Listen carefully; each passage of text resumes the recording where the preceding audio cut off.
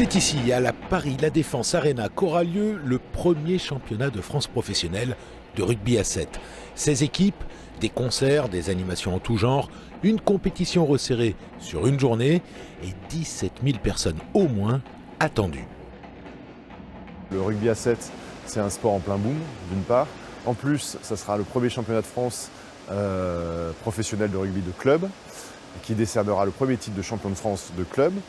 On a des joueurs qui sont des joueurs de renommée, des figures du top 14, Ronimov, Joshua Tuisova et d'autres, et bien d'autres, Palisson, etc. Et puis bien sûr, on aura eu aussi des animations, qu'elles soient sur le terrain ou en dehors, Ayam, Hazard, qui feront que voilà, on n'est pas trop inquiet sur le fait que la mayonnaise prenne.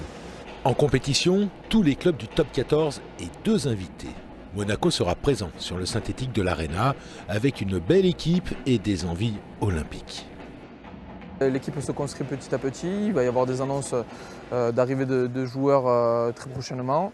Et voilà, et je pense que le club va faire en sorte d'être le plus compétitif possible en trouvant des joueurs pour cette équipe. Ça peut être aussi une piste vers des JO.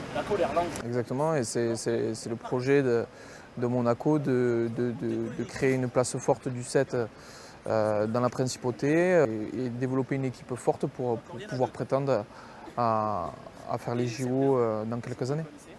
Alors la première équipe est donc le Babas Sevens. Le deuxième club invité, c'est le célèbre club des Babas, les Barbarians français, qui présenteront une équipe de spécialistes du 7, à l'image de Titouan Casse-de-Pattes, joueur de Fédéral 1 au club de Suresnes.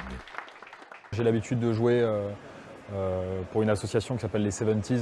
On a été champion de France de la précédente édition. Il y avait le championnat de France était sous une autre forme à l'époque. C'est assez prestigieux de jouer pour les Barbarians français.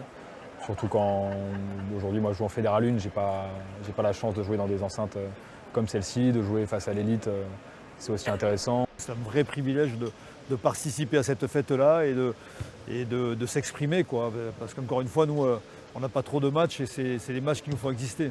Donc on va exister grâce à eux et grâce à cette grande fête, on pourra voir, j'espère, les Barbarians à leur meilleur niveau avec un bel état d'esprit, celui qui est le nôtre depuis des années.